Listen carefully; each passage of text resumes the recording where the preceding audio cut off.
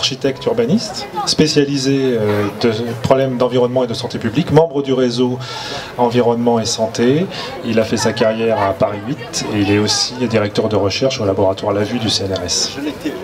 Vous l'étiez et merci pour votre présence aujourd'hui. Merci à vous.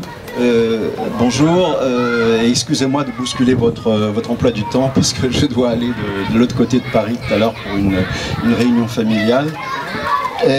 Donc on m'a demandé de vous parler des relations entre urbanisation et santé publique.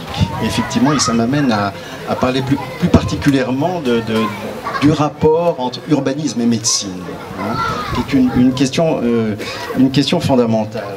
Alors, parce que la question médicale, enfin les questions sanitaires ont été à l'origine de la naissance de l'urbanisme. Hein. Donc, c'est une question qu'on a oubliée et qu'il faudrait rappeler. Donc, alors, je vais faire un rapide rappel, si vous avez la patience, un rappel historique de ces rapports entre urbanisme et santé, hein, et pour en venir à la situation d'aujourd'hui.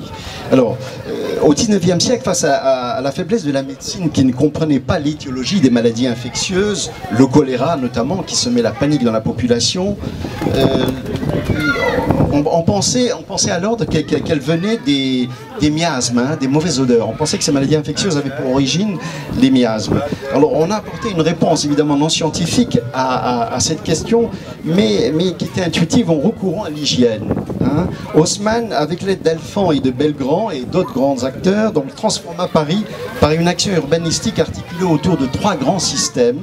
Hein, le système des percées pour aérer la vie et la dédensifier, un système d'adduction d'eau potable et de réseau d'égout pour évacuer les eaux salées usées, et un système d'espaces verts, surtout donc de grands bois, 3 grands parcs, 80 squares, plus de 80 000 arbres plantés, etc., pour oxygéner la ville. Alors grâce à cet assainissement urbain, le choléra a pu être stoppé. Et Paris lui doit encore donc une bonne partie de son infrastructure verte, comme vous savez. Alors, au début du XXe siècle, on connaissait l'origine de la plupart des infections grâce au progrès de la microbiologie, mais on était totalement dépourvu sur le plan thérapeutique. Hein. Les vaccins et les antibiotiques ne viendront que beaucoup plus tard, après la guerre. Hein. Et face à la tuberculose et à ses ravages, hein, on l'appelait alors la peste blanche, on n'avait que le sanatorium comme réponse. C'est dans ce contexte de crise sanitaire, hein, que l'urbanisme fut inventé et développé dans les années 30, hein, comme réponse aussi à cette crise sanitaire. Hein. Le mot urbanisme lui-même apparaît à peu près vers les années 1913. Hein. Ces urbanistes de cette époque voulaient transformer plus radicalement la ville. Madame en a parlé tout à l'heure, donc à la fois dans sa forme et son environnement, dans un but non seulement fonctionnaliste, mais aussi hygiéniste. Les îlots insalubres, d'ailleurs, les îlots anciens insalubres étaient des îlots tuberculeux qu'il fallait détruire et remplacer.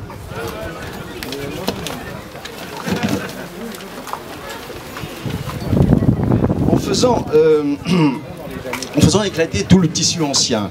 Et contre cette ville traditionnelle, dense, compacte, jugée insalubre, 3 grands modèles urbains furent proposés et inventés à cette période. La cité-jardin horizontale anglaise, la ville verte verticale de Le Corbusier et ses épigones, qu'il appelait la cité radieuse, la ville diffuse américaine étalée dans le territoire de Frank Lloyd Wright, et ne pas oublier non plus un biologiste écossais qui s'appelle Patrick Geddes, qui théorisa l'enquête préalable au plan, c'est-à-dire le diagnostic avant l'intervention, en insistant sur le respect de l'environnement et des espaces verts. C'est donc toujours par la forme urbaine, combinée aux espaces verts, qu'on a voulu réagir face à cette crise sanitaire de cette époque, dont la tuberculose était le symptôme le plus important. Donc aujourd'hui, alors venons à la situation aujourd'hui, avec les énormes progrès de la médecine, de la pharmacologie et le développement fantastique des biotechnologies, on a pensé qu'on était à présent protégé de toute crise sanitaire. Et on a assisté d'une certaine façon à un divorce entre médecine et urbanisme. Les médecins ne s'intéressent plus du tout à l'environnement et à l'urbanisme, et de l'autre côté, les professionnels de l'urbanisme n'intègrent pas assez à la question de la santé dans leur approche. Et donc on a pensé que le recours à l'espace, donc finalement, il devenait inutile. Hein. Or, nous vivons aujourd'hui une nouvelle épidémie invisible. hein, ou qu'on ne veut pas voir, l'épidémie des maladies chroniques. Ces infections de longue durée, paradoxalement appelées aussi maladies non transmissibles et qui sont en pleine expansion, hein, plus de 80% aujourd'hui. Hier on en mourait, aujourd'hui elle nous accompagne toute notre vie grâce à la médecine. Elle touche plus de 20 millions de Français, un Français sur 3 aujourd'hui. C'est le constat que fait par exemple le professeur André Grimaldi et son équipe dans son livre « Les maladies chroniques vers une troisième médecine », un livre récent, en proposant donc une autre médecine. C'est le même constat que nous faisons nous aujourd'hui au RES, au Réseau Environnement Santé. Nous vivons une crise sanitaire majeure dont l'origine se trouve dans la dégradation généralisée de notre environnement au sens large.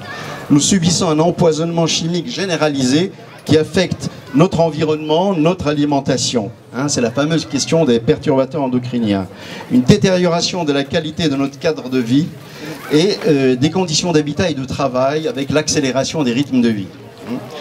Renforcée aussi par les inégalités socio-économiques croissantes, et à cela il faut ajouter la menace du dérèglement climatique en cours, hein, qui pèse sur nous et surtout sur les générations futures avec ses conséquences directes et indirectes catastrophiques. Face à cette crise sanitaire majeure, la médecine, en dépit de ses succès retentissants, est à nouveau impuissante, sans vouloir l'avouer. Elle soigne, mais ne guérit pas, ou peu. La médecine environnementale est en effet peu développée, non reconnue dans les facultés de médecine, où elle n'est pas enseignée. Face à cette situation, le principe de précaution s'impose à nouveau. Il nous recommande une fois de plus de nous tourner vers une reconfiguration de notre espace de vie, de notre mode de vie.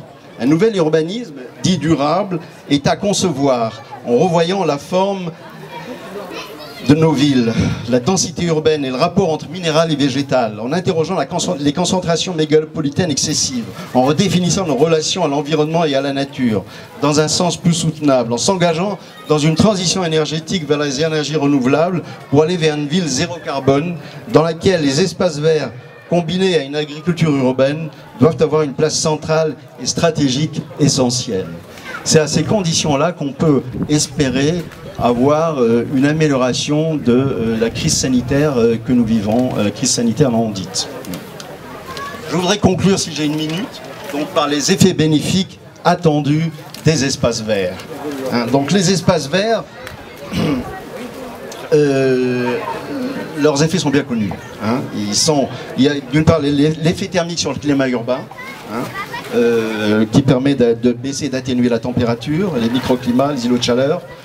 Un effet neutralisant sur les polluants atmosphériques, qui sont surtout issus de la circulation, par l'absorption de dioxyde d'azote et par certaines espèces végétales, hein, qui diminuent les concentrations de l'ozone aussi, de même qu'elles permettent de piéger les particules fines par leur feuillage, grâce à leur taille, leur densité, etc.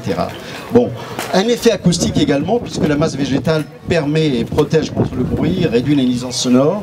Un effet sur la santé et le bien-être, hein, outre la baisse de chaleur et les espaces verts ont un impact positif sur la santé physique et mentale. Elles agissent sur le stress, l'anxiété, l'irritabilité. Ils aident à la concentration et facilitent la récupération, améliorent l'efficacité générale des personnes. Les activités physiques et le sport qu'elles autorisent contribuent à la lutte contre l'obésité, les maladies cardiovasculaires, etc. Donc, elles ont ici un effet social, donc l'effet de socialisation des espaces verts pour les adultes et pour les jeunes, pour les enfants. Et enfin, un effet écologique en favorisant notamment la biodiversité. Voilà. En conclusion, c'est la qualité et la diversité de la végétation présente en ville, plus la présence de l'eau, bien évidemment, avec une véritable conception paysagère qui offre le plus de bénéfices environnementaux et sanitaires. Dans le contexte du dérèglement climatique en cours, avec les canicules et vagues de chaleur répétition que nous allons connaître, ces arguments plaident pour plus d'espaces verts dans nos villes. Je vous remercie.